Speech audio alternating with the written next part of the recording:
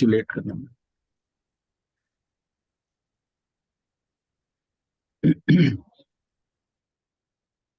विषय हमारा वो रत्न त्रय का चल रहा है।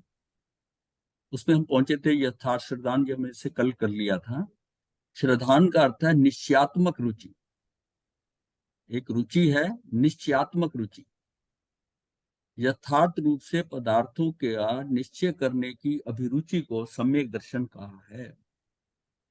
हम जिन पदार्थों को हम जानना चाहते हैं उनको हम निश्चय से, अभिरुचि मतलब निश्चय से, यथार्थ रूप से जानना चाहते हैं। कैसा है, कैसी है, उसको समझना कैसे है। यथार्थ रूप से पदार्थों का निश्चय करने की अभिरुचि सम्यक दर्शन में कहा गया। जैसा क्या होता है, कभी कोई कुछ बात करता है ना, उसको बड़ा लाइटली लेता है, हाँ ठीक है ठीक है। और एक ऐसा होता है कि उसको बोला ये क्यों है, कैसे है, तो उसकी रुचि बड़ी गहरी होती है और उस चीज को पूरी तरह समझना चाहता है। किसी चीज को सरफेस वैल्यू पे नहीं लेता, वो उसके डीप अंदर जाना चाहता है। और इसलिए ये भी सम्यक दर्शन में होता है कि चीज को प्रॉपरली समझना। कई बार क्या ऊपर ऊपर से देखते हैं, जो उसका मूल गुण होता है वो छूट जाता है। उस बात का मूल गुण, अपने बात को अपने मति ज्ञान पूर्वक हम पकड़ लेते हैं। जो अपनी समझ होती है उससे ऊपर ऊपर कर लिया, अच्छा अच्छा ठीक है समझ गया। वो समझा क्या होता है, उसमें कितनी गहराई है, वो नहीं समझ पाता, वो नहीं समझ पाता। तो आध्यात्मिक विकास से उत्पन्न ज्ञेय मात्र को तात्विक रूप से जानने की और हे को त्यागने की, मतलब यह कि उसका क्या होगा कि आध्यात्मिक विकास से क्या होगा कि उसका आध्यात्मिक विकास हो गया तो उसको हे गे उपादेश क्लियर है। अब गे मात्र को उसको उसको जैसे बुक उठाता है ना, किताब उठाता है, ग्रंथ लेता है, तो उसको फटाफट करता है, तो उसकी जिगर निगाह यहाँ पड़ के वहीं रुक जाता है। उसको कुछ चीज ऐसी लगती है कि ये है, ये वो शब्द ऐसा नजर आता है, वहीं रुककर उसको ग्रहण करने की कोशिश करता है सारी। मतलब उसका क्या होता है कि इसमें क्या मैं गे मतलब क्या इसको प्राप्त कर लिया जाए, इसमें जानने लायक कोई क्या है। कोई खास चीज पे निगाह पड़ती है तो उसको, यहाँ तक कई बार क्या होता है कि कोई छोटी सी चीज पे पड़ती है, अखबार पे निगाह पड़ती है। यहाँ तक कि कोई बार पहले अखबार के प्रिंटेड लिफाफे आते थे, उसमें सामान निकालते निकालते उस पर ध्यान हुआ, वो लिफाफे के ऊपर जो लिखा है वो उसको पढ़ने लग जाता है। क्यों क्यों पढ़ता है, क्यों उसको कुछ वहां पर आकर्षण हुआ, उसको जानने की कोशिश, ये क्या लिखा है। तो आध्यात्मिक विकास से उत्पन्न ज्ञेय मात्र को तात्विक रूप से जानने की, इसमें एक्चुअली इसका तत्व क्या है, तत्व क्या है, मतलब सार क्या है, ये लिखा गया, इसमें बताना क्या चाहते हैं। बात ये होती है कि हमने क्या समझ लिया, पर जो लिखा है उसने उसने क्या समझाना चाहा, क्या समझाना चाहा, वो समझ गए क्या हम, जो वो बताना चाहता है वो समझे, या आपने जो उसका निष्कर्ष निकाल लिया वो समझे, तो फिर उसका असली असर तो नहीं पड़ेगा। तो इसमें क्या है कि आध्यात्मिक विकास से उत्पन्न ज्ञेय मात्र को तात्विक रूप से जानने की और हे को त्यागने की। और कई बार ऐसी चीज भी आती है, कोई कहता है ये ऐसा पढ़ लो, नहीं अपने को नहीं पढ़ना, वो हे को त्याग, मुझे नहीं लेना, ये ज्यादा चीजें नहीं समझ, वो तो उसको क्या कहता है, वो छोड़ देता है, उस सब्जेक्ट को छोड़ देता है, अपने को ये जानना ही नहीं। तो हे को त्यागने की और उपादेय को ग्रहण करने की रुचि होती है कि इसको योग्य है। ये उसको क्या है, ये सिलेक्शन कैसे है, उसके विकास के अनुसार है। ये भी होता है कि जिसको उसने आज हे माना, ये छोड़ो इसको, समय के बाद वो उसको ही पकड़ता है कि ये ठीक नहीं है, ये ठीक, तो ग्रहण तो अपने हिसाब से तो ग्रहण हाँ अपने हिसाब से कर रहा है ना। अब उसकी स्थिति बदल गई, उसको पहले ये लगा ये सुपरफ्लुअस है, इसका मुझे नहीं कोई जरूरत है, मेरे काम की नहीं, उसको छोड़ दिया, छोड़ दिया। हे का मतलब है कि ये नहीं कि वो चीज खराबी है, हे का मतलब मुझे लग रही कि मेरे काम की नहीं, मुझे लग रही है कि मेरे काम की नहीं है। लेकिन जब स्थिति बदलती है और आप आगे बढ़ते हो तो आपको लगता नहीं इसमें भी कुछ सार है, इस चीज को भी समझ तो ले कम से कम। तो वो हे को त्यागने की और उपादेय को ग्रहण करने की, जो जो हमारा आध्यात्मिक विकास होता जाएगा उतनी हमारी क्लियर कट डिफाइन हो जाएगा, नहीं ये तो ये ऐसा है, ये तो गे है ही, और ये हे है। अब जैसे पाप है, पाप के बारे में ज्यादा बताने की जरूरत नहीं कि ये हे है, समझते हैं हम, समझते हैं हे, जानते हैं। और कहाँ तक जानते हैं कि किसी को मारना नहीं, झूठ बोलना नहीं, चोरी करना नहीं, क्या है किसी दूसरे की बात करना, उसके बारे में जो है आप किसी की बात को किसके आगे उद्घाटित कर रहे हैं, बता रहे हैं उसको कि उसने ऐसा ऐसा किया, ये भी पाप है। वहां तक पहुंचे कि नहीं, नहीं सबको नहीं पता है, वो सिर्फ मारना और उसको कर रहा है, कि किसी के बारे में बात कर रहा हूं, किसी की निंदा कर रहा हूं, इसको भी पाप है। ये जितना हमारे धर्म में उन 13 को एक्सप्लेन करा गया पापों को, 5 तो करीब करीब सब धर्म में है। जो 5 हमारे हैं, 18 में से 5 है, वो तो ऑलमोस्ट सब धर्मों में है।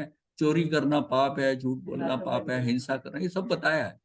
लेकिन हमने जो आगे 13 बताए हैं उसमें कितना फाइन कर, यहाँ तक कि रति अरति का भाव, उसमें अंदर जो है कि इससे, हाँ, उसमें रति अरति का भाव आना है, ये मेरे अनुकूल है, इसमें प्रीति है, इसमें अप्रीति है, उस वहां तक।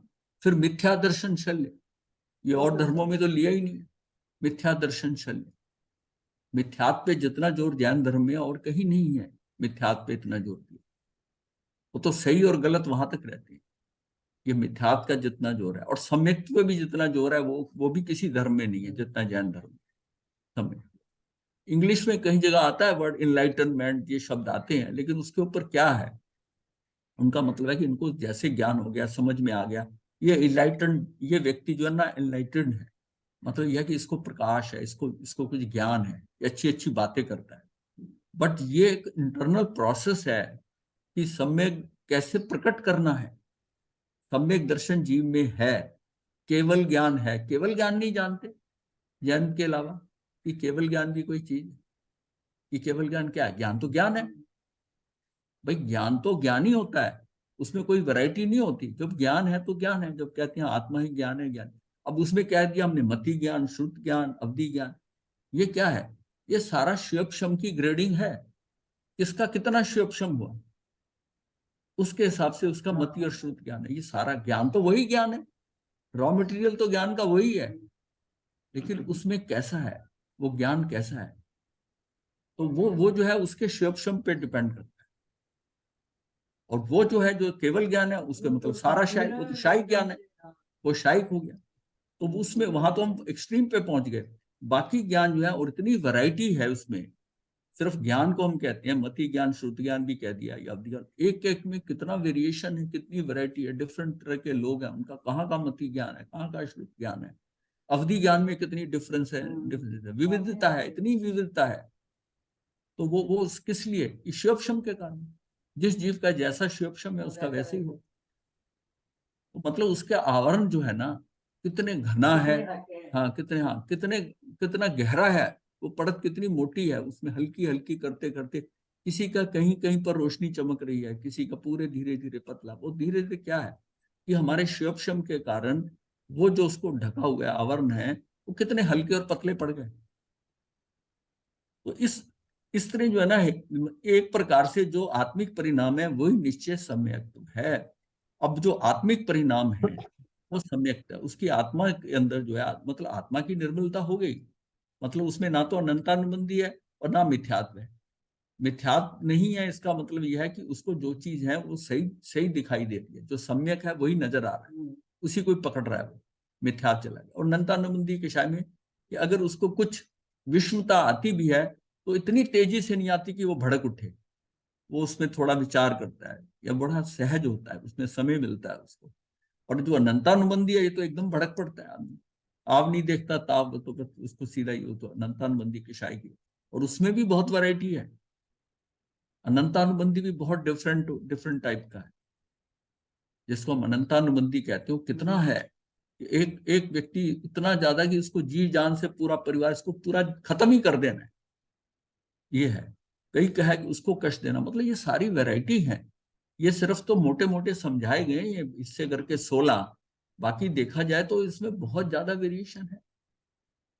ये तो यहाँ तक भी है कि जितने असंख्यात प्रदेश हैं श्लोक के, उतनी वैरायटी का हो सकता है। हाँ, कितनी वैरायटी का हो सकता है। उस रुचि में होने वाली धर्म तत्व श्रद्धा का नाम सम्यक है।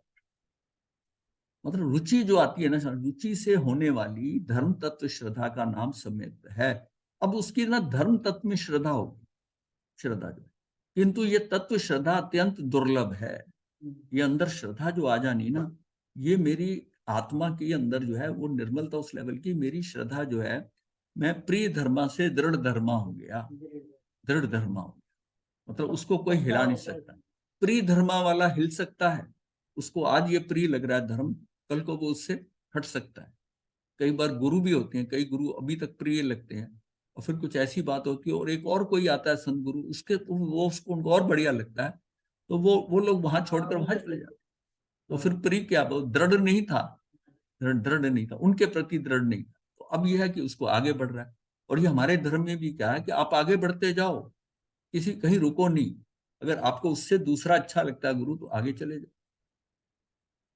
भाई वो जो तगारियों वाली बात है कि भाई लोहा पहले इकट्ठा करा, फिर हाँ, फिर देखा तो उसके आगे अच्छा मटेरियल देखा, तो पुराने को छोड़ा, वो भर लिया, फिर आगे बढ़ लिया, करते करते मोती तक, मोती मानक मोती तक इकट्ठे कर लिए। और एक ऐसा था कि जिसने लोहा इकट्ठा करा था, वो लोहे पे वापस हो गया जो होना। तो ये तो मतलब जब ज्ञान असीम है, तो किसी की बपोती तो है नहीं कि इसने पा लिया। जब असीम है तो हरेक की अपनी अपनी सीमा है। और आपको अगर पुण्य कर्म से अगर अच्छे से अच्छा ज्ञान मिल रहा है, तो आप आगे बढ़ते जाओ, रुकना के नाम नहीं लो। जो जो अच्छा आ रहा है उसको लेते जाओ। उस रुचि से होने वाली धर्म तथा श्रद्धा का नाम सम्यक्त है, किंतु ये तत्व श्रद्धा अत्यंत दुर्लभ है। उत्तराधीन सूत्र के 3 के अनुसार श्रद्धा परम दुर्लभ, जिसे तत्व पर परम श्रद्धा होती है उसे ही ज्ञान होता है। पहले तो उसको श्रद्धा होती है। सबसे पहले श्रद्धा क्या होती है कि इतनी श्रद्धा होती है कि ये शास्त्र किताब है, ये उत्तराधीन सूत्र है, इसको जमीन पे नहीं रखना, इसको कैसे, इसको स्टैंड पे रख कर रखना, कई बार हाथ गंदों से नहीं पढ़ना, स्वच्छ होके पढ़ना है। मतलब ये क्या है, उसकी उसके प्रति श्रद्धा है। दूसरा कहता है इसमें क्या फर्क पड़ता है, कैसा है, तो ये तो किताब ही है। नहीं, उस ज्ञान को लेने के लिए उसके अंदर की श्रद्धा है कि नहीं, ये जमीन पे क्यों रख दिया, ये ऐसा क्यों कर दिया इसको। वो उसका पूरा देख रेख करता है। मन घर पे भी पड़ी है तो उसकी क्या है कि उसको देख के साफ करके आज पढ़ानी है, कैसा है, इसमें कोई जीव तो नहीं पैदा हो गया। तो उसकी प्रतिलेखना करता है ना, प्रतिलेखना करता है, उसका मतलब उसको उसका इंटरेस्ट है। तो जिसे जिसे तत्व पर परम श्रद्धा होती है उसे ही ज्ञान होता है।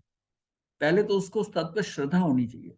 इसमें पता नहीं, जैसे कई बार बताते हैं ना कि इतना बढ़िया सूत्र है, उत्तराधीन सूत्र का मुकाबला ही नहीं, 36 अध्ययन है, सारी पूरा धर्म समाया जो भगवान ने जाते हुए अंतिम समय। क्योंकि अंतिम कोई भी व्यक्ति होता है, जो अंतिम समय उसका आ जाता है, जब वो बोलता है तो सार ही बोलता है, किसी चीज का भी होगा, उसकी पूरी कहानी नहीं कर, सार सार बता दे। तो ये चीजें तो सारी कहीं ना कहीं आई थी, और उन्होंने इसको एक सार रूप में बता दिया, सार रूप में बता दिया। और देखो कि सारे टॉपिक जो है ना, विनय से शुरू होकर कैसे आगे बढ़ते हैं, कहाँ पर कि मोक्ष मार्ग भी बता दिया, सम्यक्त का भी ले लिया, तो सारी चीज लास्ट में करते करते सारा बता दिया। 36 के 36 अध्ययन डिफरेंट वैरायटी के। हाँ, सब सब सब भी अलग अलग हैं। उसमें कहानी का एलिमेंट भी है, तत्व का भी है, सारी चीजें। मतलब एक आम आदमी के लिए जो शुरू करना चाहता है, ये एक ऐसा सूत्र है कि ये इसको इसको प्राप्त कर ले। दूसरा तत्वार्थ सूत्र, उसमें इंफॉर्मेशन बहुत है, शॉर्ट के अंदर इंफॉर्मेशन बहुत है, पर तत्व उतना नहीं है। सिर्फ आप जानेंगे, तत्व है भी है, ऐसी बात नहीं है, लेकिन उसमें जो कोट्स दिए हुए ना, जो सूत्र हैं बहुत छोटे हैं, और उसको एक्सप्लेनेशन उसका बहुत हो जाता है। और वो ज्यादा लोक के विस्तार, लोक के अंदर सम्यक दर्शन पे भी है, सारे सब्जेक्ट लिए, और वो सारे संप्रदायों को जितने सबको मान्य है, सबको मान्य है, सबको मान्य है। जो तत्वार्थ सूत्र एक सूत्र है जो सबको मान्य है। जिससे तत्व पर परम श्रद्धा होती है उसे ही ज्ञान होता है। तात्विक पदार्थ का चिंतन करना, तत्व दृष्टाओं की सेवा शुश्रूषा करना और मिथ्यातियों की संगति का परित्याग करना, यही सम्यक्त का श्रद्धान है। अब कईयों के क्या होता है कि इतनी श्रद्धा होती है धर्म के ऊपर कि आज मैं क्या प्रवचन सुन के आया, आज मैंने एक बहुत अच्छी बात पढ़ी। वो जिससे बात करेगा उसका मेन सब्जेक्ट जो होगा ना, वो होगा धर्म। वो बात करेगा ना, वो धर्म की बात करेगा। आज प्रवचन में गया था, ऐसी महाराज ने बात बताई, वो 4 आदमी को बताएगा तो वही बताएगा, घर में भी बोलेगा तो वही बोलेगा। वो उसी में ही क्या है, वो उसी बात के अंदर बड़ा आनंदित हो रहा है। और जो चीज में आप आनंदित होते हो, वो आप दूसरों को भी, हाँ, दूसरी रुचि है ना, उसमें आनंदित हो रहा है, उसकी चर्चा ही करता है। चर्चा, अब जिसको भोजन में चर्चा है, जो बहनें इकट्ठी होती है, वो रेसिपी की बात करती है, वो चीज बनाई थी, ये बनाया था, ये कपड़ा, क्यों, उनका इंटरेस्ट उसमें है। और जिसका ज्ञान में है वो तो वैसे करेगा। और जिसका पैसे के लिए होता है, या तो वो हमेशा ही अपने बिजनेस की बात करेंगे कि ये प्रोजेक्ट ये लगाया, उसमें ऐसा हो गया, इसमें ऐसा हो गया, गवर्नमेंट पॉलिसी क्या है, वो हमेशा उसी पे बात करेंगे क्योंकि उसकी फील्ड, उसका दायरा वहां तक है। इसलिए अपने को जहां पर मतलब श्रद्धा कहाँ से होती है, अब उसकी उस फील्ड में ही श्रद्धा है। श्रद्धा का मतलब धर्म से नहीं, मतलब जिसको वो चाहता है, वो धन कमाना चाहता है, क्या आता है, दूसरे से सुनता है, बातचीत करता है, वो कोई पॉइंट बताता है तो उसको समझ के वो एक्शन लेता है, उसको सारा ध्यान क्या, बिजनेस का ध्यान, मेरा व्यापार बढ़े, धन बढ़े, व्यापार बढ़े, इसी को लेके चल रहा है, तो उसकी श्रद्धा उसमें है। तो हमारी श्रद्धा जो है, हर एक में श्रद्धा है, पर वो श्रद्धा किस किस में, किसकी किस में है, ये तो अलग है ना। और धर्म की श्रद्धा का जो है ना, ये सबसे लास्ट में आता है, इसकी प्रायोरिटी जो है, प्राथमिकता सबसे कम में। मैं कह रहा हूँ वो व्यक्ति जो कहता मुझे कुछ याद नहीं रहता, मैं भूल जाता हूँ, मैंने कहा किसी से पैसा लेना भूलते हो? वो कहता नहीं, वो नहीं भूलता। मैं क्यों नहीं भूलते? क्योंकि उसके अंदर उसका क्या है, हाँ, उसकी उसकी उसकी श्रद्धा, पैसा आना है, उस व्यक्ति को बार बार याद करता है उसको, इसका मतलब वो चीजें तो आप में है ना। इसका मतलब आपकी प्रायोरिटी, प्राथमिकता अलग अलग है, आपने उसमें, धर्म आपकी प्राथमिकता नहीं है, इसलिए आपकी श्रद्धा वहां नहीं है। बट आपकी किसी ना किसी की बहुत श्रद्धा होगी, क्या है, श्रद्धा होती है ना। मैंने वैसे ऐसे ऐसे भी लोग देखे हैं जो एक फिल्म को 10-10 12 बार देखते हैं। अब उनकी क्या है, अब एक बार देख ली तो दोबारा देखते नहीं है, एक बार तक एक बार देख लिया ठीक है, पर उसकी क्या है कि एक गाना, एक सीक्वेंस, एक कुछ ऐसा उसमें फिक्स हो जाता है, वो बार बार देखता है, बार बार देखता है। ऐसे लोगों को भी देखा है, पूरी फिल्म इंडस्ट्री के नाम, क्या फिल्म कौन सी आई, सब उनको पता है। हाँ, उसका वहां है। इसलिए मैं कहता हूँ जो श्रद्धा है ना, ये आपकी रुचि है, रुचि किसी में खत्म नहीं है, पर उसकी रुचि है कहाँ, ये डिपेंड करता है कि उसकी हो सकता है धर्म की तरफ रुचि ना हो, और जहां रुचि है वो घुमाकर बात को वहां तक लेके जाएगा, उसकी रुचि धन, धन की है। तो तात्विक पदार्थ का चिंतन करना, तत्व दृष्टाओं की सेवा शुश्रूषा करना, मिथ्यात्वियों की संगति का परित्याग करना, यही सम्यक का श्रद्धान है। अब जब उसको तत्व पूरा ज्ञान हो जाता है तो उसको ये फिर पता चल जाता है कि मुझे मिथ्यात्व, वो जिसका जो धर्म का अगर उसका सुनने का है या उससे बातचीत करने का, और वहां कई फिल्मों की बात हो रही है, तो वो वहां पर डिस्टर्ब हो रहा है, उसको मन करता है मैं उठ के चला जाऊं, या ये क्यों, क्योंकि वो उसका इंटरेस्ट का टॉपिक ही नहीं है, उसके इंटरेस्ट का टॉपिक ही नहीं है ना। तो यहाँ पर तो ये क्या है कि वो मतलब तात्विक पदार्थ का चिंतन उसका होता है कि किसी तत्व में चिंतन करे, किसी की बात करे, और फिर जो जिनको तत्व ज्ञान प्राप्त है उनकी मैं सेवा करूं, सबसे बड़ी, ताकि उनके नजदीक यूं जाऊं, उनकी परिउपासना करूं, परिउपासना करूंगा, मतलब जाऊंगा तो कुछ मुझे मिलेगा उनसे, क्योंकि वो ज्ञानी है, उसके पास जाऊंगा तो कुछ बोलेगा तो कुछ मुझे ग्रहण हो जाएगा, कुछ नई चीज की पता चल जाएगी। और मिथ्यात्वों की संगति का परित्याग, ये तो उल्टी बुद्धि में वही असर आएगा। तो मिथ्यात्वों की संगति का परित्याग करना, यही सम्यक का श्रद्धान है। उसको सारा प्रॉपरली समझ, सम्यक का मतलब है कि बिल्कुल राइट, उसका थिंकिंग जो है ना बिल्कुल राइट हो गई, इस हिसाब से कि मुझे क्या लेना है क्या नहीं लेना, जो नहीं लेना उसके पास भी नहीं पटकू, वहां मुझे जाना ही नहीं, जाना ही नहीं, उधर देखना ही नहीं।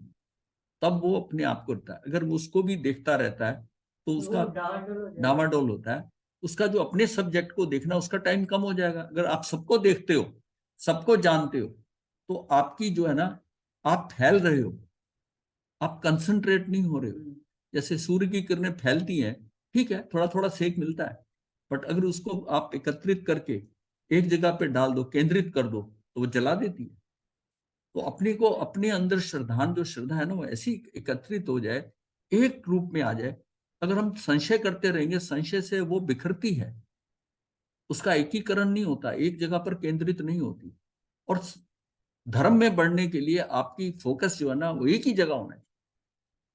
बात करते हुए भी किसी को, अगर वो कोई गाना भी सुनेगा, भजन भी सुनेगा ना, तो उसमें से तत्व ढूंढेगा, ये बहुत इसका है।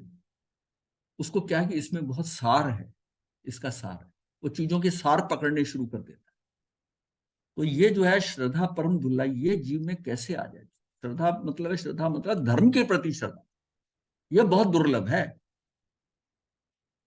खाली श्रद्धा नहीं कहेंगे हम, धर्म के प्रति श्रद्धा। यहाँ धर्म के रेफरेंस से आया है कि सदा परम दुल्हा, जिससे तत्व पर परम श्रद्धा होती है उसे ही ज्ञान होता है। और तात्विक पदार्थ का चिंतन करना, तत्व दृष्टाओं की सेवा शुश्रूषा करना।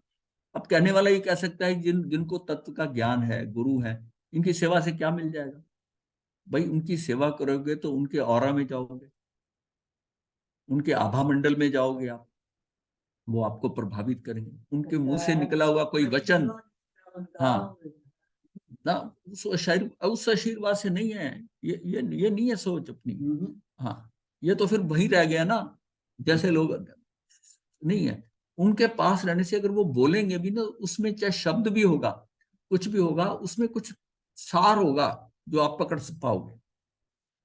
इन्होंने बोला क्या है, वो क्या भी ये आपने कैसे बोला, मैं तो समझ नहीं पाया। फिर वो समझाते हैं तो समझ आता, हाँ बिल्कुल सही है। हमने देखा है कि गुरुओं के पास छोटे हो जाते थे तो आप उसको बताते थे, कुछ कुछ काम की बातें बताते थे जो हम सोचते हैं आज हमारे काम आ रही है, उसमें नहीं पता था, पर उन्होंने जो बताई थी वो बड़े काम की बातें थी, काम की बातें। मतलब उन्होंने जिंदगी का सार। अच्छा, एक और बात होती है, अपनी आयु से छोटों के साथ रहना या अपनी आयु से बहुत बड़ों का संपर्क रखना, ये बहुत बड़ी बात। आम आम बच्चा जो है वो अपनी आयु से छोटे या अपनी आयु के बराबर उनके साथ खेलना रहना पसंद करता है। वहां वो डोमिनेट कर सकता है, उनको उनको वैसे कर सकता है, अपने छोटों के साथ कमांड कर सकता है। अगर आप अपने बड़ों के साथ खेलते हो, उन्होंने जो एक्सपीरियंस किया है वो आपको मिलेगा। जो उनका है, हाँ, उनका है। है, उसमें से सार आप ग्रहण करोगे तो आप उससे छोटी उम्र में उस लेवल पे पहुंच जाओ। तो ये हमने देखा है कि जो बच्चे जो हैं बड़े बुजुर्गों के, दादा दादी के पास, दादा के पास बैठते हैं, तो दादा उसको जो बात बताते हैं उसका सार दे देते हैं। क्या उस टाइम उसको इतना समझ नहीं आता, पर उसकी जिंदगी में कभी काम आ जाता है, क्योंकि उनके उनके जो एक्सपीरियंस है वो पिछले 50-60 साल का है, और वो आपको जो है वो कुछ क्षणों में मिल गया कि ऐसा नहीं करते, ऐसा इसका ये हो सकता है नुकसान। तो ये क्या होता है कि अपनी फील्ड को आप कहाँ रख रहे हो, ज्ञानियों में रख रहे हो या हंसी मजाक करने वालों में रख रहे हो, मिथ्या दृष्टियों में जा रहे हो, वो वैसी आदत हो जाए।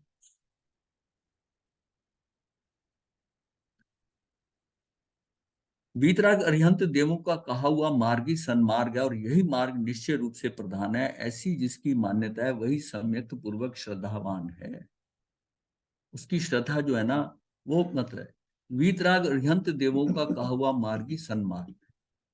अब बताओ अपनी, अब वीतराग क्यों? कि वो केवल ज्ञानी, हम सिर्फ दो ज्ञान के धारक, और वो भी पता नहीं कितनी किस सीमा का, बिल्कुल लोअर नीचे के स्तर का ज्ञान हो, मति ज्ञान भी, श्रुत ज्ञान भी, ये भी बहुत ऊपर के स्तर का हो सकता है, पर हो सकता है कि वही ज्ञान है। अवधि का तो मन करेगी तो बात ही छोड़ दो, बात ही छोड़ दो, और केवल ज्ञान तो कहीं आसपास नजर नहीं आएगा। तो ये जो है ना, इसका मतलब ये हुआ कि सन्मान, ये मार्ग, अब सिर्फ यही श्रद्धा, इस बात की श्रद्धा कि ये वीतराग अरिहंत देवों ने कहा है, बस इतनी श्रद्धा जो है ना, उनकी बात को वो पुष्ट कर रही है। और ये श्रद्धा नहीं है, वो जो वाणी जो है ना, शब्द लिखे हैं, वो अंदर ग्रहण नहीं करेंगे। हो सकता है बुद्धि के स्तर पर चले जाएं, पर अंदर छुएंगे नहीं अंदर। कई बार क्या होता है, एक बार एक गाथा, एक उसका नीचे सार पढ़ते हो आप, और फिर दोबारा दोबारा उसको पढ़ते हो तो बहुत ऐसा लगता है हाँ, मतलब जितनी बार पढ़ो उतनी बार थोड़ा लगता पे हाँ, कुछ नया है। हाँ ऐसा है।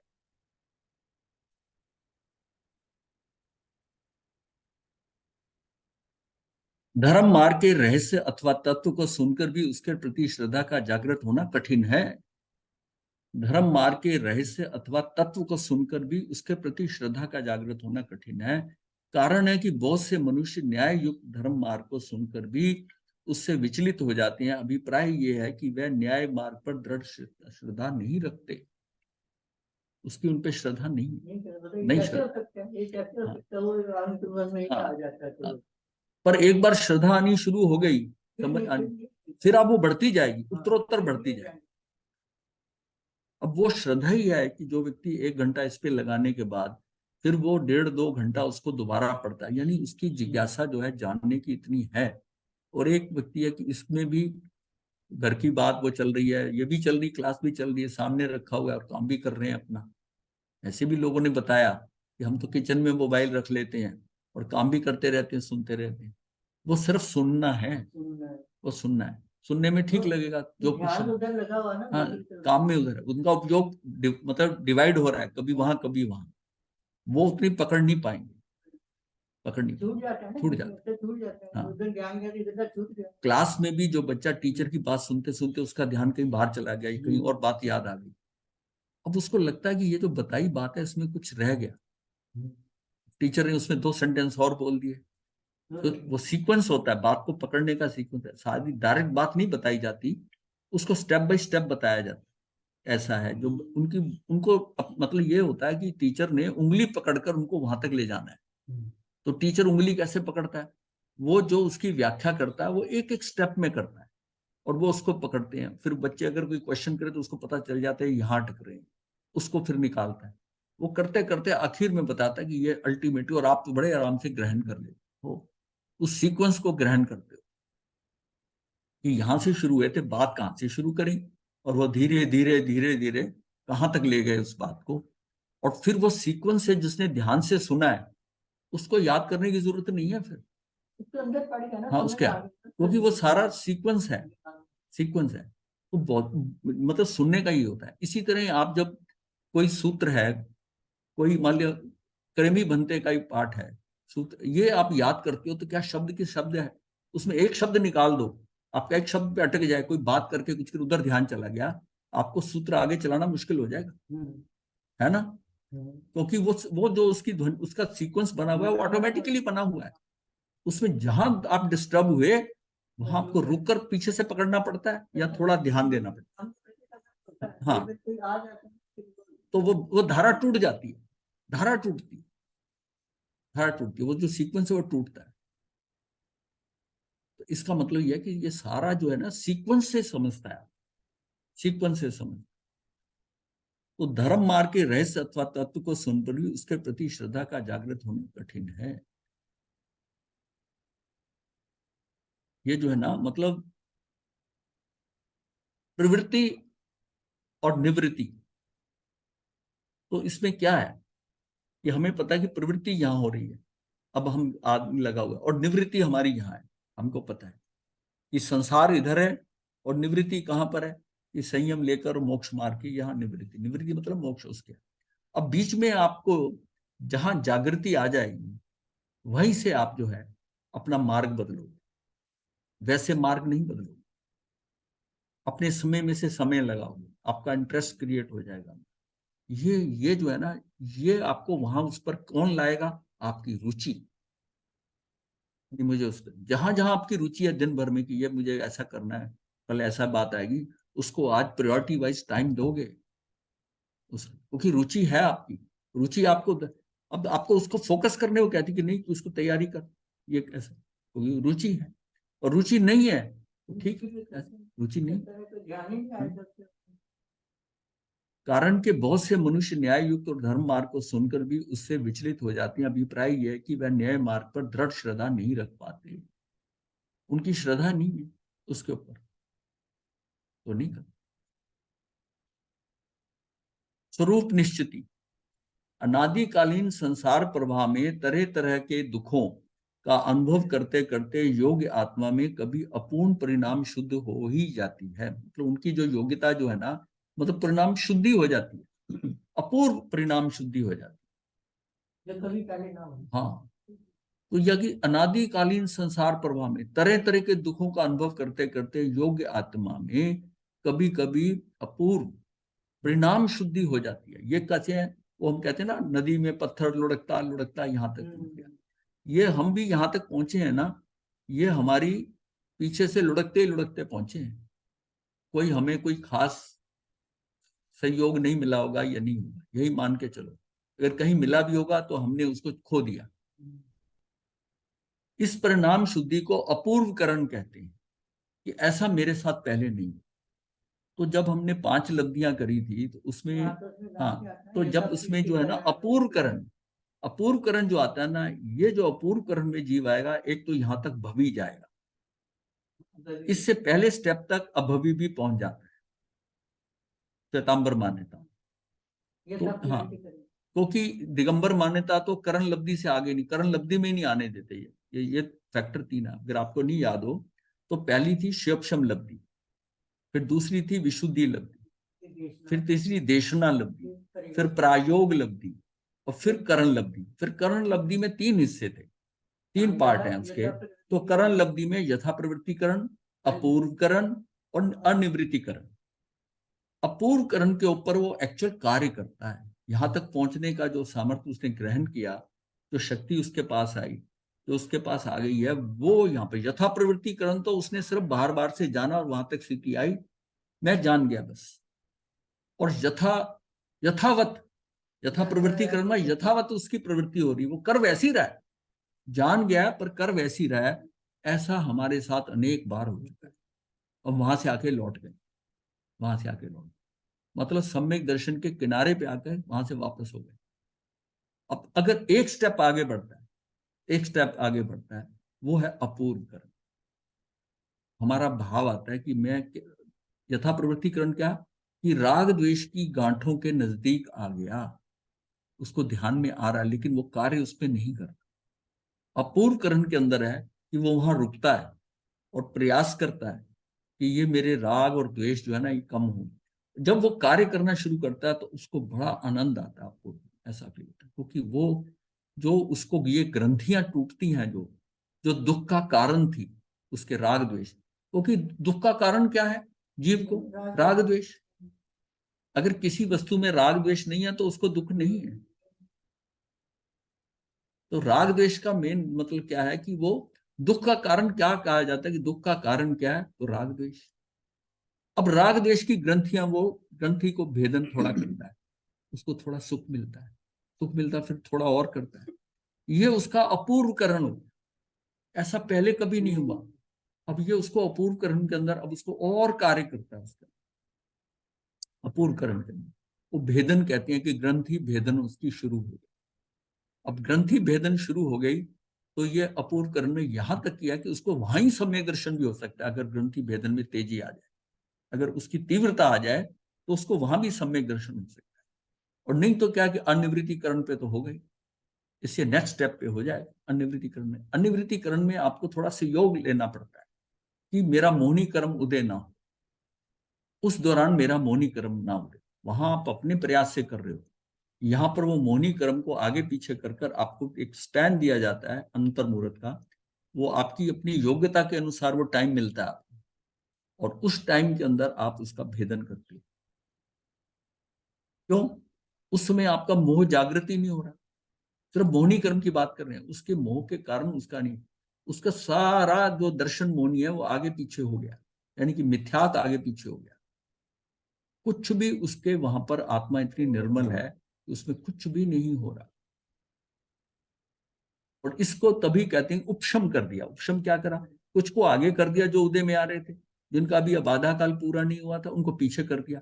कुछ आपको पीरियड दे दिया कि अब इसमें तू कर ले जो करना है, इसमें क्या कर सकता है, तो ये सहयोग है। नहीं तो अपूर्व कर्म में तो बिना सहयोग के हो गया। वो उस पर डिपेंड करता है जिसका इतना ज्यादा नहीं है, उसको ज्यादा समय नहीं चाहिए था, उतनी गहराई तक करते करते भी अपूर्व कर्म के अंदर उसको हो सकता है।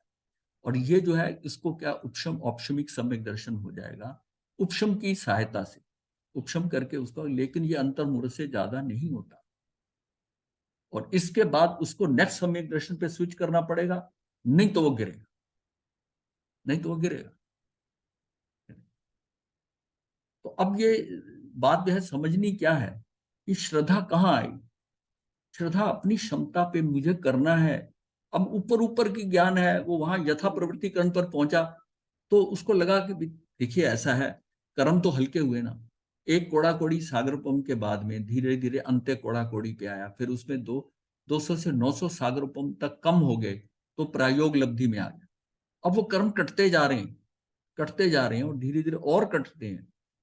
तो ऐसी सम्यक दृष्टि जब हो जाता है, उसके कर्म कुछ और कटते हैं, वो वो श्रावक व्रत ले लेता है, फिर और कर्म उसके कुछ कुछ संख्यात सागरोपम जाते हैं तो सर्ववृत्ति ले लेता है, सर्ववृत्ति ले लेता है। वो कर्मों के घटने से उसकी स्थिति बेटर होती जा रही है। अब यहां पर क्या है कि उसने उसको कहां कहां रोका, यथा प्रवृत्तिकरण पे आया, कुछ करने का भाव ही नहीं, छोड़ दिया। बुद्धि के स्तर पर। अभी भी कई लोग हैं जैसे किसी चीज को जानते हैं, समझते हैं, सिर्फ इसलिए शिविर करते हैं कि वो कहते हैं बाद में कि हमने आचार्य भगवान का शिविर किया है, मैंने भी 4 किए, मैंने 3 किए हैं। भाई किया है तो क्या हुआ आपका? मतलब उसको शिविर को करने का भाव ही और था कि मैंने शिविर करने के लिए, ये कोई कहे कि शिविर नहीं किया। और जब भी कभी उनसे भी मिलेंगे या किसी और कहते हैं हमने आचार्य जी के इतने शिविर किया, मैंने कहा कुछ उससे प्राप्ति हुई?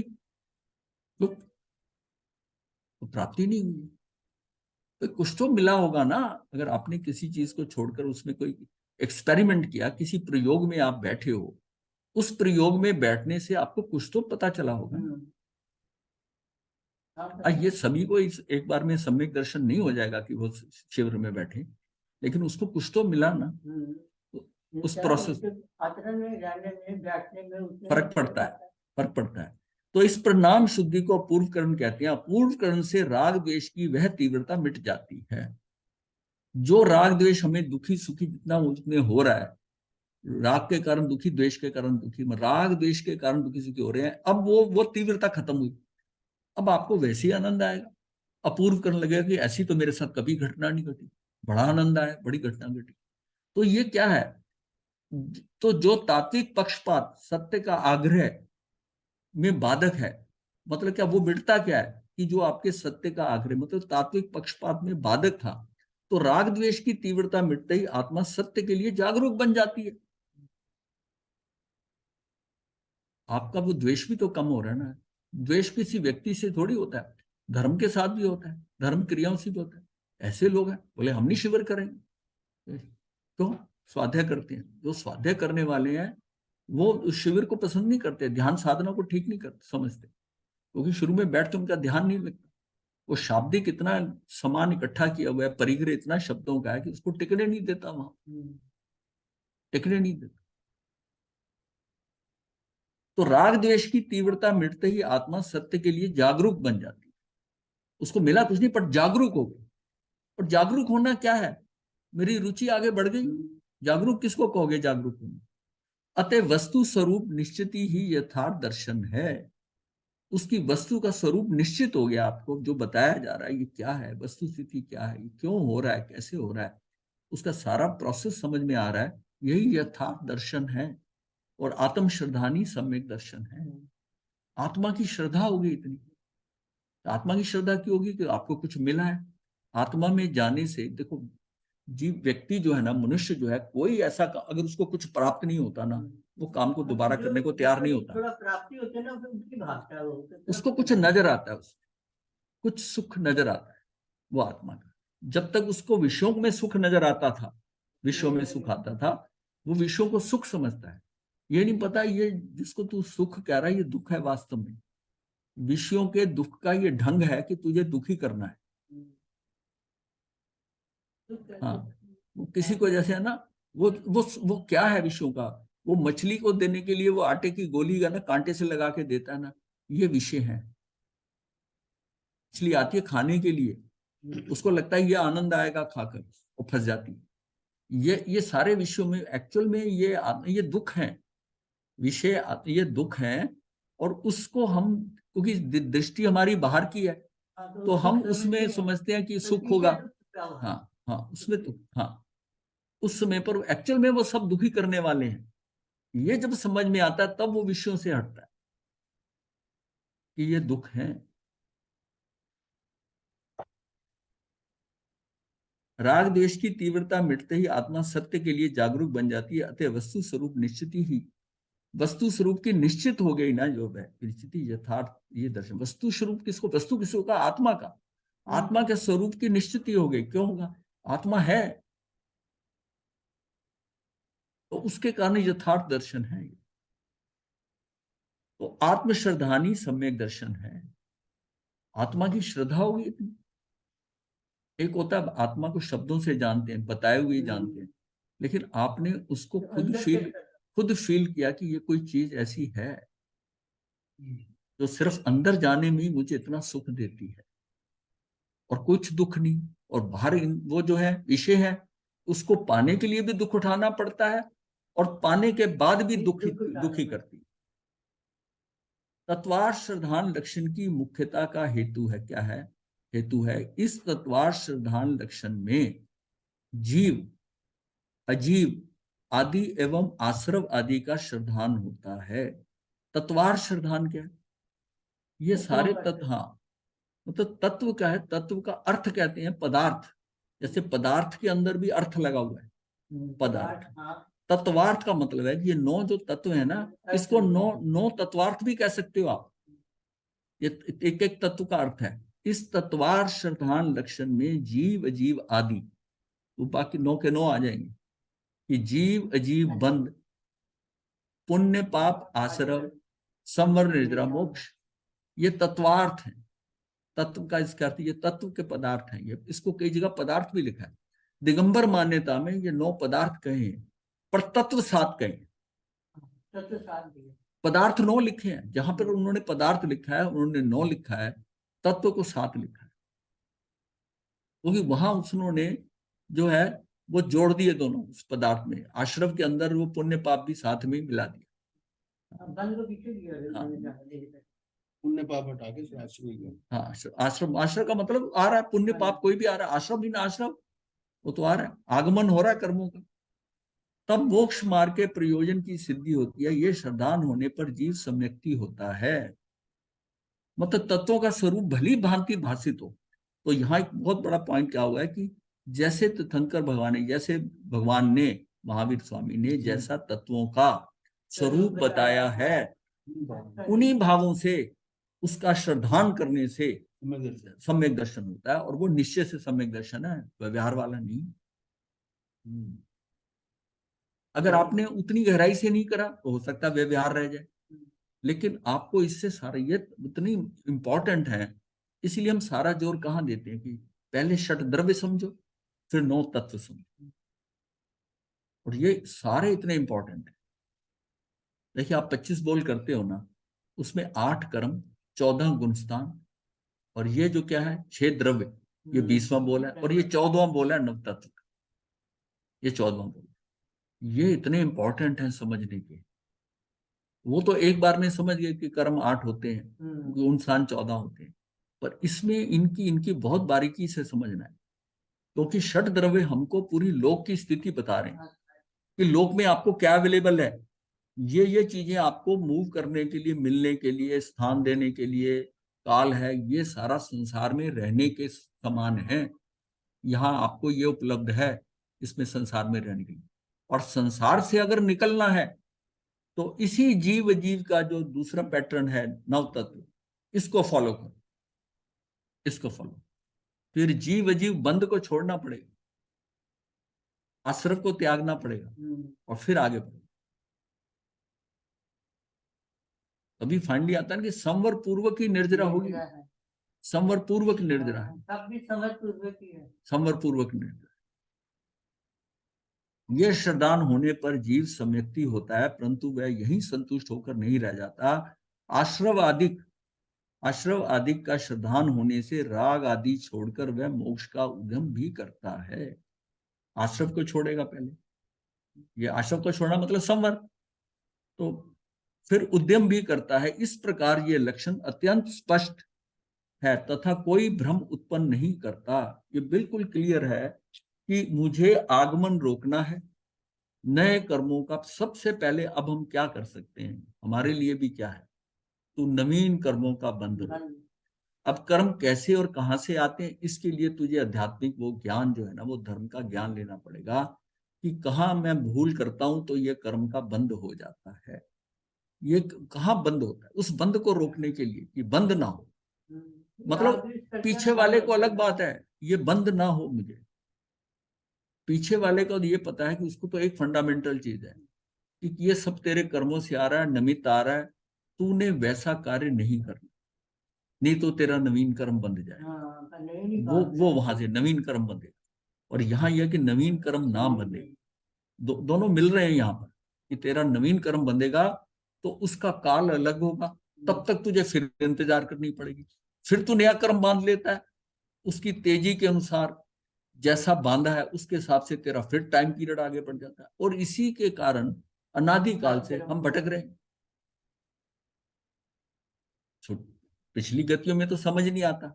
एक्चुअली उन गतियों में उसका दोष नहीं है जीव का, वो उन गतियों में है तो उसको पूरी समझ नहीं आती जब तक कि वो जीव पचेंद्रीय नहीं बनता।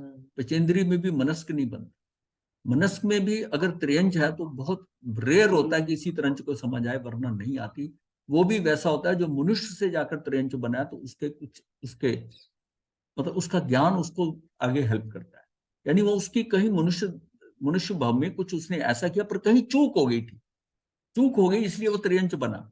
तो वो वहां से जैसा है वो वहां से बदलेगा, वरना त्रियंच को कैसे पता चलेगा, ये सारा ज्ञान ये सारा कैसे होगा। तो सबसे इंपॉर्टेंट क्यों कहा कि मनुष्य भाव है, ये हमें इतने चक्कर लगाती है मिला है। ये जो है ना, यहां से आप अपनी ट्रैक चेंज कर सकते हो, यहां से चेंज कर सकते हो। तो ये ऐसा ना, समय तो मनुष्य नहीं है। हाँ, जैसे होता है ना कि ये जंक्शन है, आपने कहीं रूट का गाड़ी कहाँ बदलनी है, पीछे से आ रहे हैं कहीं गाड़ी से, वहां से आपने दूसरी दिशा में जाना है, तो वो जगह कौन सी होती है, जंक्शन, जहाँ कहीं और की गाड़ी भी आके मिलती है, वहां आप उतरते हो और उस दूसरी लाइन पकड़ लेते हो। ये ऐसे ही। और हम यहाँ पर क्या है कि हम उस गाड़ी से उतर ही नहीं रहे। जहां पर स्टेशन है बदलने वाला, उस स्टेशन पे आप नीचे उतर ही नहीं रहे, गाड़ी में बैठे रहते हैं, उसी दिशा में बढ़ गई, फिर वापस चली जाएगी, फिर वैसे वापस। आपको वहां उतरना है, उस दिशा में, उस स्टेशन पे उतरना। आपको पता है यहां से मुझे मार्ग मिल सकता है, और ये मनुष्य गति।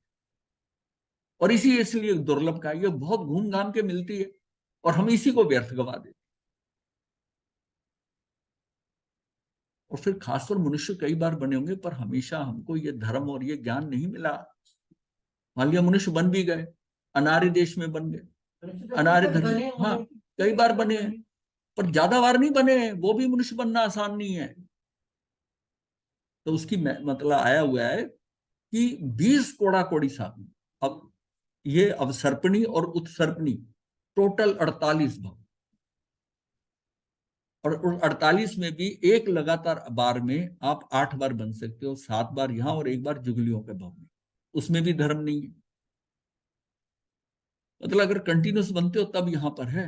तो मनुष्य भाव 20 कोड़ा कोड़ी सागरपम में है। कितना काल है पूरा, ये सारा वहां से जुगलियों से लेकर 6 आ रहे इधर के और 6 आ रहे उधर, 12 आ रहे, उसमें टोटल 48। क्या मतलब मनुष्य भाव को आपने समझा क्या है? बस जानते जरूर है, पढ़ते हैं, हाँ जी है दुर्लभ, पर कितना दुर्लभ है? मतलब एक एक अरब जीव में से कोई एक विरला जीव होता है जो कहाँ आता है, ये इस आर्य देश में आता है। आर्य धर्म आर्य देश में पहुंचता है, आर्य देश में आता है एक अरब में से, और कई अरबों में से होकर आर्य धर्म में आता है। मतलब कितना बड़ा कंपटीशन है, कितनी हम उस जद्दोजहद से यहाँ पहुंचे हैं।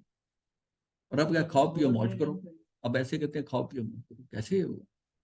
ये फिर एक बार हाथ से निकल गया, फिर पता नहीं कब आएगा, नहीं है। इस प्रकार ये लक्षण अत्यंत स्पष्ट है तथा कोई भ्रम उत्पन्न नहीं करता, इसलिए तत्पार प्रधान लक्षण को मुख्य किया है। इस प्रकार सम्यक्त सभी गुणों में प्रधान है। मतलब सम्यक तो हो गया तो उसको फिर उसको ना प्रोसेस में आ गया, फिर उसको ये फिर गलत सही बताने की जरूरत नहीं है। मतलब यहां तक कि उसके उसके उसके सबसे बड़ी बात है, उसके कर्म बंधने कम हो। कर्म का, जिन कर्म का वेदन करता है, मान लिया उसके कर्म उदय में आएंगे जो पड़े हुए, वो वेदन में आते हैं, लेकिन वो उनमें तन्मय नहीं हो रहा। सम्यक्ति का क्यों कहते हैं कर्म नहीं बनते, उसमें तन्मय नहीं हो रहा। कर्म आया, उसका वेदन हो गया, ठीक है। उसकी उसकी उसकी सहन शक्ति, उसके ज्ञान के कारण उसकी सहन शक्ति बढ़ गई, जल्दी डिस्टर्ब नहीं हो रहा, जल्दी रिएक्टिव नहीं हो रहा, अनंतानुबंधी की चौकड़ी टूट गई, भड़कता नहीं है ज्यादा तेजी से। क्रोध आता है उसे, लेकिन वो वैसा नहीं, अपने उपयोग को उपयोग में रखने का आदत पड़ गई। उपयोग को वो क्रोध में नहीं लेके जाता, उपयोग उपयोग में रहता है, क्रोध क्रोध अलग रहता है। अपने आप को कंट्रोल करके रखता है, वही करता है जिसका उपयोग उपयोग में रहे। जिसका उपयोग क्रोध में चला गया, वो तो आगे निकल गया, तो भटक गया।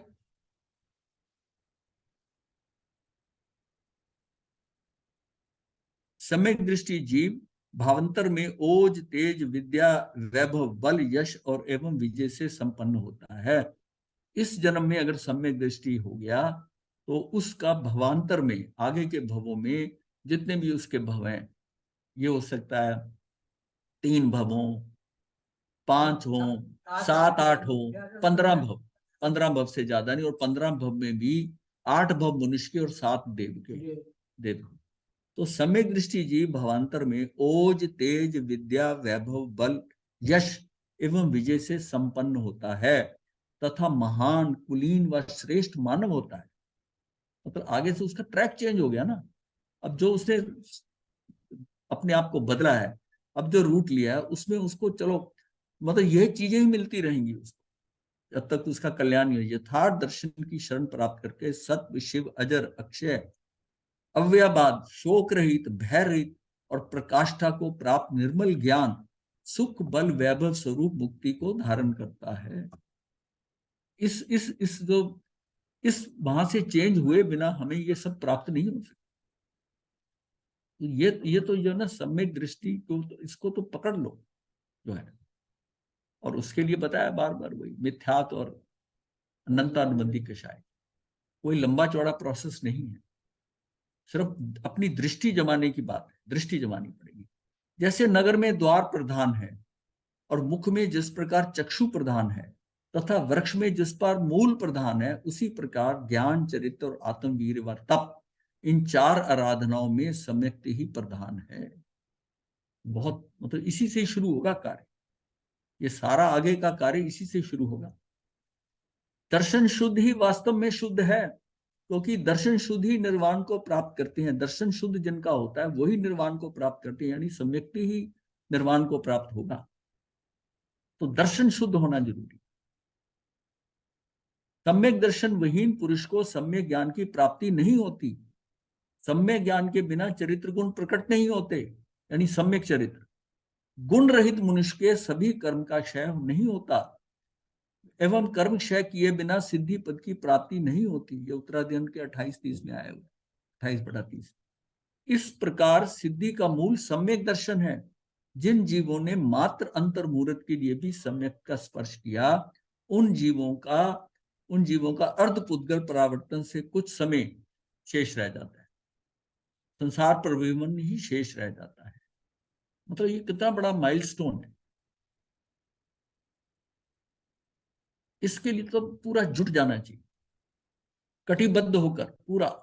आचारंग सूत्र 5.5.164 में तो सम्यक की इतनी महिमा बतलाते हुए कहा गया है कि सम्यक्तधारी आत्मा की भावना सम्यक होती है, इसलिए उसे सम्यक अथवा असम्यक कोई भी बात सम्यक रूप से ही परिणित होती है। बहुत इंपॉर्टेंट बात है। कोई बात उसके आगे असम्यक हो रही है, लेकिन वो उस बात को सम्यक रूप से ही लेता है। मतलब है सम्यक अथवा असम्यक कोई भी बात सम्यक रूप से ही परिणित होती है उसके लिए। मतलब कोई इसको गाली दे रहा है तो उसका समय वो पता क्या गा? ये मुझे नहीं दे रहा, ये जो गाली दे रहा है ये मेरे शरीर को दे रहा और मैं ये हूं नहीं, तो गाली मुझे लगी नहीं रही। जो कहते थे निकम्मा है, वो तो कहेगा बहुत अच्छा निकम्मा होना तो सबसे बढ़िया। हाँ कुछ करना ही नहीं तो हाँ निष्कर्म। हाँ, वो मतलब है कि उसको पॉजिटिव, मतलब बात कोई है सम्यक। तो देखिए कहते हैं ना, सही व्यक्ति को टॉलरेट करना, सही व्यक्ति के साथ कंपनी करना, ये कोई बड़ी बड़ी बड़ी चीज नहीं है। मतलब होता है कि जो ऐसा व्यक्ति हो जो आपको इतना कष्ट दे और उसके साथ आप संयम बना के रखो, फिर देखो क्या होता है, फिर देखो क्या होता है। मतलब ये उसकी ना उतनी उसका क्षय, कर्मों का क्षय बढ़ा देगा। वो उसका आता है ना चंद्र रुद्राचार्य। चंद्र रुद्राचार्य वो शादी हुई, गुरु के दर्शन करने गया, वहां मित्रों ने ऐसा फंसाया कि उस शादी करके जैसे बारात आती है तो उसके घर पहुंचा तो अपने गुरुओं के दर्शन करना अच्छा समझते हैं लोग, तो वो दोस्तों के साथ आ गया और वही मुंडित हो गया। वो उस रात वो भाग रहा है और गुरु डंडे मार रहा है। गुरु का बोलना चलेगा। इतनी समता इतनी रख के गुरु को जाकर गुरु को कंधे पे उठाया हुआ है, और कंधे पे उठाकर उसको कहता है यहाँ से भाग चलो, मेरे घर वाले भी, ससुराल वाले भी सब लेके डंडे आएंगे, आपको छोड़ेंगे नहीं। आप अब दीक्षा दे दिए ना, आप निकल चलो। बोला रात है, बोले रात ही चलो, यहाँ से निकल चलो। उसको लेके चल पड़ा, और वो झटके लगते हैं और वो पत्थरों पे पैर पड़ता है, कुछ है तो डंडे मारता है, ऊपर से वो आगे की डंडी मारता है उसको बार बार, देख के ही चलता है। और धीरे धीरे करके वो सहन करता है, और वो हमेशा यही कहता है कि मेरे से भूल हो रही है ना, अनजान हूं ना, इसलिए। और वो जाकर, इसका नाम था चंद्र यश। चंद्र यश उसका अपना था, और उनका उनका जो रुद्राचार्य, तो उनको क्रोध के कारण नाम रख दिया चंड रुद्राचार्य। तो वो करते करते उसको इतना सहन करता गया, वो डंडी मार रहे हैं और वो सहज भाव में, उनका वजन भी उठाया हुआ है, और वो ऊपर से और केवल ज्ञान हो गया उसे। पहले पहले पहली रात्रि को ही केवल ज्ञान हो गया, और गुरु ने नीचे उतर कर क्षमा मांगी तो गुरु को भी हो गया, दोनों को हो गया। हाँ, क्या जिस प्रकार सूर्योदय होते ही रात्रि का अंधकार नष्ट हो जाता है, हवा चलने पर मेघों का समूह छटक जाते हैं, अग्नि वन को जलाकर नष्ट कर देती है, वज्र के पड़ने से बड़े बड़े पर्वत नष्ट हो जाते हैं, उसी प्रकार सम्यक्त कर्मों को नष्ट करने में समर्थ है। मतलब वो सम्यक दृष्टि एक श्वासोश्वास में त्रिगुप्त होकर इतने कर्म की निर्जरा कर देता है, वो करोड़ों वर्ष तक तप करके भी नहीं करता, तो फिर ये इसको करने वाली। तीन काल और तीन लोक में जीवों के सम्यक्त का समान कुछ भी कल्याणकारी नहीं है, और मिथ्यात्व के समान अकल्याणकारी नहीं है। शुद्ध सम्यक दृष्टि जीव कांति, प्रताप, विद्या, आत्मवीर, यश की वृद्धि, विजय, वैभव के स्वामी, उच्च कुली, धर्म, अर्थ, काम तथा मोक्ष के साधक मनुष्यों को ही शिरोमणि होते हैं, शिरोमणि होते हैं। सम्यक दर्शी त्रियंच को एक मनुष्य से, एक चक्रवर्ती से भी, मनुष्य से भी अच्छा कहा है कि ये इस भव में सम्यकदर्शी हुआ, आगे तो इसके भव सारे बदल जाएंगे। तो यहाँ से निकलकर स्वयंभू रमन समुद्र से निकलकर ये देवगति में जाएगा, और वहां से अब इसका मनुष्य बनेगा या देव बनेगा, तो करते करते चला निकल जाएगा। क्योंकि अब उसका ना हर प्रयास में उसके बहुत ज्यादा कर्म निर्जरित होंगे, तो स्पीड इतनी हो जाती है कि धड़ाधड़ कर्म खत्म हो रहे हैं, इसलिए उसको समय नहीं लगता। हे भव्य जीवो, सम्यक दर्शन नामक अमृत का पान करो, क्योंकि ये सम्यक दर्शन अतुल्य सुख का निधान है। मतलब खजाना है, अतुल्य सुख का निधान है, समस्त कल्याणों का बीज है, संसार रूपी समुद्र से तारने के लिए जहाज है, तथा इसको धारण करने वाले एकमात्र पात्र भव्य जीव ही है, जिसके भीतर सम्यक दर्शन विद्यमान है। वह उत्तम देव व उत्तम पुरुष पर्याय में ही उत्पन्न होता है, उसके नारकी एवं त्रयंचों के पुर्जन्म नहीं होते। हाँ, तो मतलब क्या भाषा देखो ना, हे भव्य जीवो, सम्यक दर्शन नामक अमृत का पान करो, क्योंकि ये सम्यक दर्शन अतुल्य सुख का निधान है, खजाना है ये, समस्त कल्याणों का बीज है, संसार रूपी समुद्र से तारने के लिए जहाज है, तथा इसको धारण करने वाले एकमात्र पात्र भव्य जीव ही है, जिसके भीतर सम्यक दर्शन विद्यमान है। वह उत्तम देव व उत्तम पुरुष पर्याय में ही उत्पन्न होता है, उसके नारकी एवं त्रयंचों के दुर्जन्म नहीं होते। ये कितनी बड़ी उपलब्धि है। सम्यक दर्शन एक अनुपम उपलब्धि है। जैसे घने अंधकार में बिजली कौंधने पर आसपास का संपूर्ण दृश्य दिखाई दे जाता है, वैसे ही आत्म अनुभव का प्रकाश होने पर देह और आत्मा की भिन्नता का स्पष्ट बोध हो जाता है। इतने क्षण से, जैसे कि बिजली, लाइटनिंग होती है, बिजली चमकती है बादल में, और उस दौरान उसको नजर आ जाता है, बिजली के दौरान। बस ये समझ लो कि ऐसा ही है कि देह और आत्मा की भिन्नता स्पष्ट बोध हो जाता है, देह में आत्म भ्रांति समाप्त हो जाती है। देह और आत्मा जानना और बात है, उसको फील करना कि आत्मा अलग है और ये शरीर अलग है। हाँ, क्योंकि हमारे अंदर से जैसे तार जुड़े हुए हैं ना, ये द्रव्य प्राण के कारण हम इतना एक में एक हुए हैं इस शरीर के साथ, इसका सारा सिस्टम। हम जो सोचते करते वो सारा शरीर कर रहा है, उसमें कर रहा है, इतना जबरदस्त जुड़ाव है। ये जुड़ाव क्या है? सिर्फ हमारी सोच का है, नहीं तो ये एक दूसरे को तो स्पर्श भी नहीं कर रहे, नहीं स्पर्श कर रहे, उसका स्पर्श गुण ही नहीं है आत्मा का, ये छू भी नहीं रहे एक दूसरे को। बट वो जो उसके कारण जो है, उसके अंदर जो द्रव्य प्राण आ रहे हैं, उसके कारण उसका फर्क है सारा। ये बिल्कुल वैसे ही है जैसे कि आप मैग्नेट रखो। ये स्कूलों में छोटे एक्सपेरिमेंट किया होगा कि मैग्नेट जो रखा है उसके साइडों पे फील्ड बन रही है, वो फील्ड बन रही है। अब आप लोहे के टुकड़े कुछ लेते थे उस मैग्नेट से और ऊपर कागज रखकर ऊपर लोहे के टुकड़े बिछाते थे, वो वैसे ही लाइनों के अंदर लोहे के बिखर जाते हैं और उसकी तरफ अट्रैक्ट हो जाती है, दोनों पोल अट्रैक्ट हो गए। अब ये देखो कि वो किस तरह उसकी फील्ड में आ गए। ये आत्मा की जो ऐसी फील्ड है जैसे मैग्नेट की फील्ड है, इस फील्ड में जब शरीर आता है तो उसमें प्रभावित होते हैं, बहुत ज्यादा प्रभावित हो जाते हैं, शरीर के अंग काम कर रहे हैं, ये सारा उसका क्या है, ये 10 के 10 प्राण मिल गए उसको। आत्मा में तो भाव प्राण है उसके, ये द्रव्य प्राणों से ये सारा खेल चल रहा है, पांचों इंद्रियों का, तीनों योगों का, और श्वासोश्वास भी चल रहा है और आयुष भी चल रहा है। ये सारा क्या है? ये सिर्फ उसके कारण है, उसकी प्रेजेंस में ये कार्य कर रहे, ये जुड़ाव है हमारा। और स्पर्श कर नहीं रहा कोई, ऐसा नहीं कि कनेक्शन तार से किया हुआ, ऐसा नहीं है, ऐसा नहीं। गुरुदेव, हाँ जी, वो श्रावक का क्या नाम है जिसने कंधे पे वो रखा हुआ, अपने गुरु को बैठा रखा है? वो चंद्र था, चंद्र चंद्र। चंद्र यश था। ठीक है गुरुदेव। हाँ नहीं, वो श्रावक नहीं था, वो तो साधु ही बन गया था। वो तो पहले दिन शादी के करा के, शादी कराकर मित्र साथ गए और हंसी मजाक में वो कहते भी कैसे आना हुआ, तो उन्होंने कहा जी ये दीक्षा लेने आया है। अच्छा दीक्षा लेने आया कही बात उन्होंने, तो ऐसी बात उसके मुंह से निकली नहीं। जब गुरु ने पूछा तू दीक्षा लेने आया है, वो शांत रहा, चुप रहा, जवाब नहीं दिया। और गुरु जी अकेले थे, इतना तो उन्होंने फट से मूड दिया तो उसने सहज भाव से लिया। और मित्रों ने जब उसको मुंडन चालू हुआ, मित्र तो भाग गए कि ये तो फंस गए हम, ये तो मजाक में बात कहाँ बढ़ गई।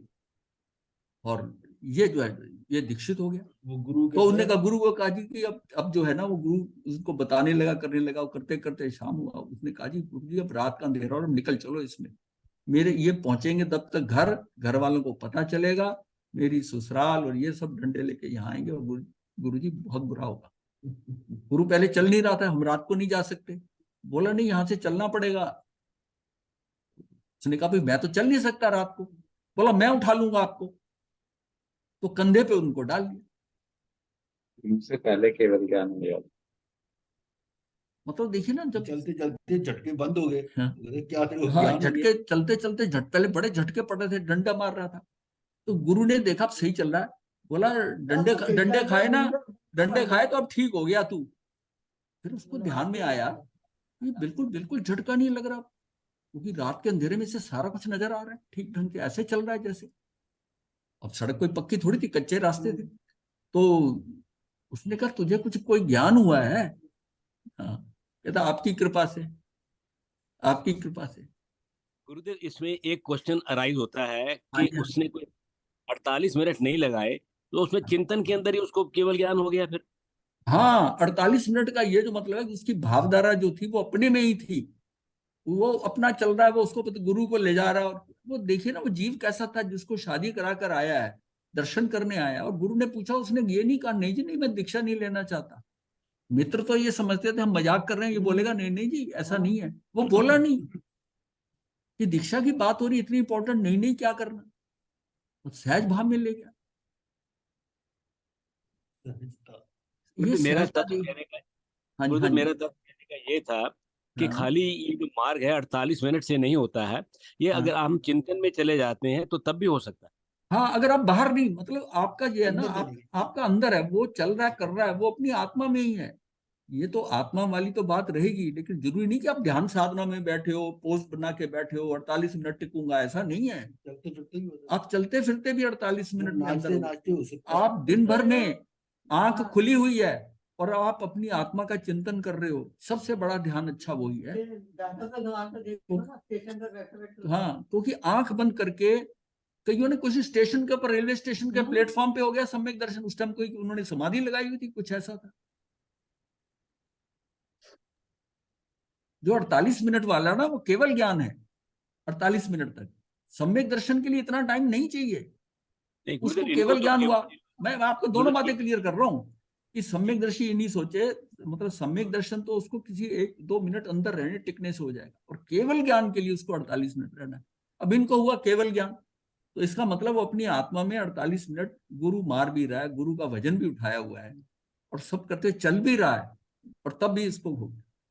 इसका मतलब उस जीव की स्थिति ऐसी बनी हुई थी कि एबीपी में पड़ा हुआ था, ये होना है, सिर्फ वो निमित्त मिलना था, गुरु निमित्त मिल गया, वो भावधारा ऐसा चली। मतलब उसकी दीक्षा होने से उसके मन में जरा भी मलाल नहीं आया, वो अहोभाव समझ रहा कि देखिए मेरी दीक्षा हो गई, गुरु ने मुझे दीक्षित कर दिया, इतने अहोभाव में। कोई नहीं, तो जल्दी नहीं, सारी नजर बोध लेना होता हाँ, ठीक। मथे बंदा महाराज जी। हाँ जी, मथे बंद। ये शुक्र है चंद्र रुद्राचार्य में आ रहा, आनंद आया इसका मतलब। आप मतलब आप चाहते हैं कि ऐसे ऐसे ही केवल ज्ञान हो जाए कोई। हाँ जी महाराज जी। कोई गाड़ी में बिठा कर ना झटके देते देते करते केवल ज्ञान हो जाए। मथे बंदा महाराज देखिए ऐसा है। जी। मथे बंदा महाराज महाराज जी, अगर ये ख्याल रहा ना, फिर तो हो लिया केवल ज्ञान। हाँ जी, क्या हुआ? अगर ये भावना रही ना, फिर तो हो लिया केवल ज्ञान। नहीं नहीं, ऐसा मत सोचिए। जिनको जिनको केवल ज्ञान, तो नाचते नाचते हो गया, नट के ऊपर रस्सी के ऊपर डांस कर रहा है, उसको केवल ज्ञान हो अंदर गया। जाने की बात है। बात अंदर जाने की है, सिर्फ एक भाव। हाँ, महाराज जी, नाचते नाचते। इसमें सहनन कौन सा होना चाहिए? नहीं, सैनन की कोई ऐसी बात नहीं है। शरीर के फिर वही शरीर आ गया। सैनन का मतलब शरीर है, ये तो खेल आत्मा का है। ये सिर्फ इसलिए कहा जाता है, इतना ज्यादा पुरुषार्थ करने की शक्ति जो है उस सैनन में ही होती है, ये आप कह सकते हैं। अदरवाइज ऐसी कोई बात नहीं है सैनन की। सैनन की क्या है कि वो कूर्मा पुत्र सिर्फ 3 फुट का था, 2 हाथ की थी, वो भी केवल ज्ञान, वो भी मुक्त हो गया, मोक्ष चला गया। अब उसका कौन सा सैनन था? ये सैनन क्या है, उसका सिमेट्रिकल पोजीशन। व्यासना करा दीजिए गुरुदेव। हाँ जी, धारणा प्रमाण बहुत सारे प्रोटीन चाहिए।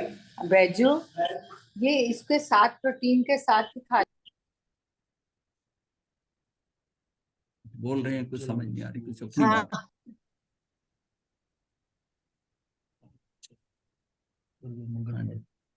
गुरुदेव की आज्ञा से चत्तारि मंगलम अरिहंता मंगलम सिद्धा मंगलम साहू मंगलम केवली पणतो धम्मो मंगलम चत्तारि लघुत्मा अरिहंता लघुत्मा सिद्धा लघुत्मा साहू लघुत्मा केवली पणतो धम्मो लघुत्मो चत्तारि शरणं पवज्जामि अरिहंते शरणं पवज्जामि सिद्धे शरणं पवज्जामि साहू शरणं पवज्जामि केवली पणत्तम धम्मम शरणं पवज्जामि। ये 4 शरणे दुख हरने और न शरणा कोई, जो भव प्राणी करे आचरण उसका अजर मत। मथे बंद।